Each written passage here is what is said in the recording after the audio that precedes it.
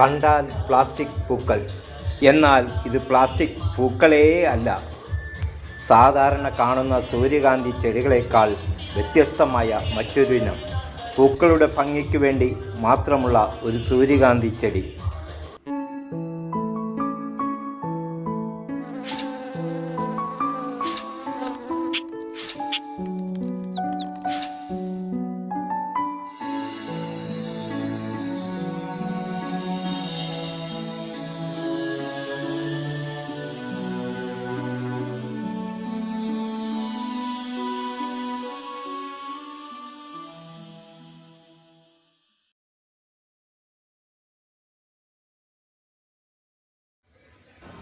മാനസിക സന്തോഷവും കുളിർമയും നൽകുന്ന തേക്കടി പുഷ്പമേളയിലെ പുത്തൻ താരമാണ് ഹൈബ്രിഡ് സൂര്യകാന്തി.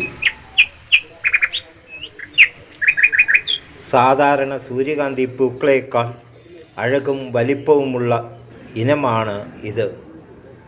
ഇവയിൽ ഗുണമേന്മയുള്ള വിത്തുകൾ വളരെ കുറവായിരിക്കും. സൂര്യകാന്തി എണ്ണയുൽപാദനത്തിന് പ്രത്യേക രീതിയിൽ കൃഷി ചെയ്യണം. കൂടാതെ കൃത്രിമ പരാഗണവും ആവശ്യമാണ്. ആൺ പെൺ ചെടികളുണ്ട്. പ്രധാനമായും അലങ്കാര ചെടിയായിട്ടാണ് ഇവയെ വളർത്തുന്നത്. കേരളത്തിൽ ആദ്യമായിട്ടാണ് ഹൈബ്രിഡ് സൂര്യകാന്തി ചെടി എത്തുന്നത്. മലയാളക്കരയിലെ ഏറ്റവും വലിയതും ആകർഷകവുമായ തേക്കടി പുഷ്പമേളയിലെ പ്രധാന ആകർഷക ഇനങ്ങളിൽ ഒന്നാണ് സൂര്യകാന്തി ചെടികൾ.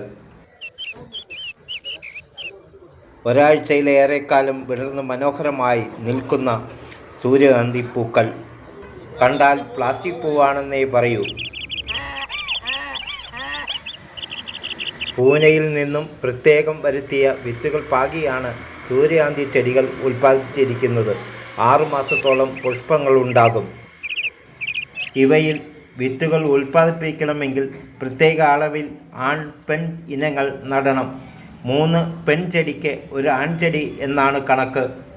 തേനീച്ചകൾ പൂമ്പൊടി സ്വീകരിക്കാൻ എത്തുന്നതിന് മുമ്പായി പരാഗണം നടത്തുകയും വേണം. പോളിനേഷൻ കൃത്യമായി നടത്തിയാൽ മാത്രമേ സൂര്യകാന്തി ചെടികളിൽ വിത്തുകൾ കൂടുതലായി ഉണ്ടാവുകയുള്ളൂ. ഈ ചെടിയെ അറിയാനും വിത്തുകൾ കരസ്ഥമാക്കാനും തേക്കടി പുഷ്പമേളയിലേക്ക് എത്താം. മെയ് 14 വരെയാണ് പുഷ്പമേള. കൂടുതൽ വിവരങ്ങൾക്ക് മണ്ണാറത്തറ ഷാജി, ഫോൺ 9447421968.